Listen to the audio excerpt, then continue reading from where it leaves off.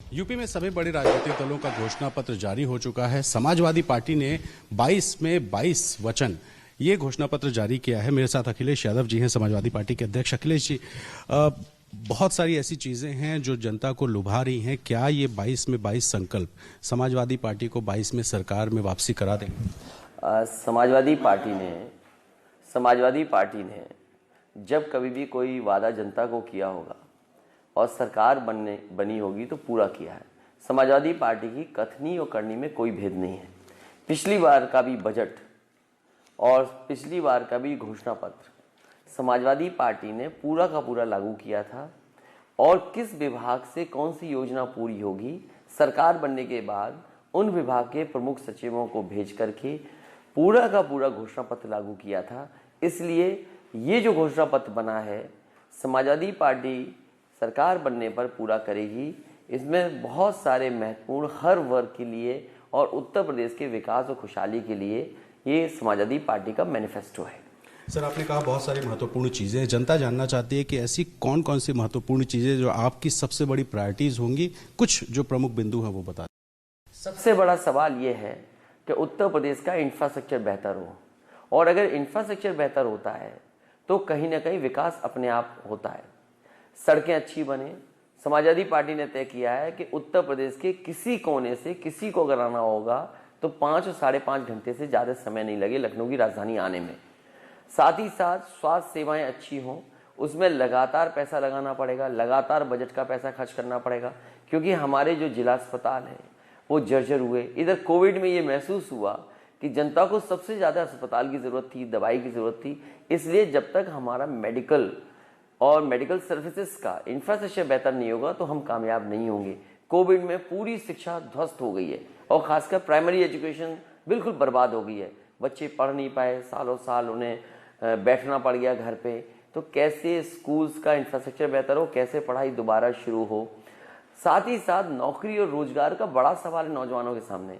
पिछले भारतीय जनता पार्टी के 5 साल के कार्यकाल में जो भी नौजवान आया उसको अपमानित होना पड़ा, लाठी खानी पड़ी, क्वेश्चन पेपर्स आउट हुए, परीक्षाएं रद्द हुई। इसलिए समाजवादी पार्टी ने तय किया है कि जो व्यवस्था हो परीक्षा की, नौकरी देने की, वो व्यवस्था सरल हो, कम समय में लगे और इस तरह की कोई घटना ना हो जहां पेपर आउट हो जाए या क्वेश्चन पेपर रद्द करना पड़े। तो 10 लाख से ज़्यादा सरकारी विभागों में पद खाली हैं, वो भरे जाएंगे। वहीं आईटी सेक्टर में 22 लाख नौजवानों को क्वालिटी जॉब्स मिलेगा। और मैं इस बात को इसलिए कहता हूँ कि अगर समाजवादी पार्टी 14 से लेकर के 18 लाख तक लैपटॉप बांट सकती है तो 22 लाख आईटी सेक्टर में नौकरी देना संभव है। साथ ही साथ 1 करोड़ रोजगार कैसे निकलें उत्तर प्रदेश में, उसके लिए इंफ्रास्ट्रक्चर, उसके लिए इन्वेस्टमेंट क्या हो। मैं उदाहरण दे सकता हूँ, जब SCL इंस्टीट्यूट उत्तर प्रदेश में बनी, लखनऊ में बनी, तो लगभग 6000 लोगों को यहाँ डायरेक्ट इनडायरेक्ट नौकरी रोजगार मिला है। इसी तरह मेट्रो के आ जाने से 2-2.5-3 हज़ार डायरेक्ट इनडायरेक्ट जॉब्स मिले हैं। सैमसंग का एक्सपेंशन हुआ है तो उसमें जॉब्स और रोजगार मिले हैं। तो इसलिए रोजगार, नौकरी का इंतजाम करना समाजवादी पार्टी की प्राथमिकता होगी। वहीं 300 यूनिट फ्री बिजली मिले, किसानों को सिंचाई मुफ्त हो, गन्ने का भुगतान 15 दिन के अंदर हो और किसान को धरने पे ना बैठना पड़े, इसलिए कॉर्पोरेट फंड बनाया जाएगा। सिंचाई पूरी फ्री होगी। किराना बाजार बनाए जाएंगे जहां सस्ता सामान गरीबों को उपलब्ध हो सके। साथ ही साथ समाजवादी पार्टी ने पिछली बार 20 रुपए में मजदूरों के लिए खाना के लिए कैंटीन बनाई थी। इस बार 10 रुपए में पौष्टिक खाना कैसे मिले गरीबों को, उस दिशा में भी समाजवादी कैंटीन बनाई जाएगी। 300 यूनिट बिजली और पेंशन, ये 2 ऐसे मुद्दे हैं जो सबसे ज्यादा आबादी को किसानों के अलावा प्रभावित कर रहे हैं। क्या ये फिजिबल है कि 300 यूनिट बिजली यूपी जैसे बड़े स्टेट में 25 करोड़ की आबादी में दिया जाए, और पेंशन जिस पर ऑफ रिकॉर्ड बीजेपी के लोग बोल रहे हैं कि 10,000 करोड़ तो आपने जो गवर्नमेंट का कंट्रीब्यूशन था वही नहीं दिया था 2012 से 17 के बीच में? भारतीय जनता पार्टी या उनके दल क्या कह रहे हैं, सवाल ये नहीं है।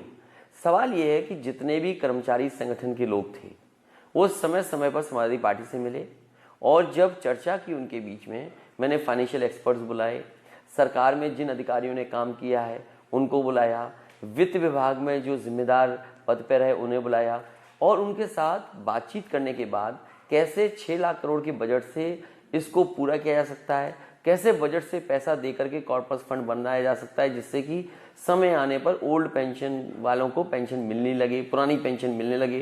तो पुरानी पेंशन बहाली के लिए बाकायदा बजट से कैसे पैसा दिया जाएगा, कैसे कॉर्पस फंड बनाएगा, पूरी तैयारी है। वहीं बिजली को लेकर भी 6 लाख करोड़ का बजट है, हमें 30,000 करोड़ के लगभग खर्चा करना पड़ेगा, जिसमें 300 यूनिट फ्री घरेलू बिजली हो जाएगी।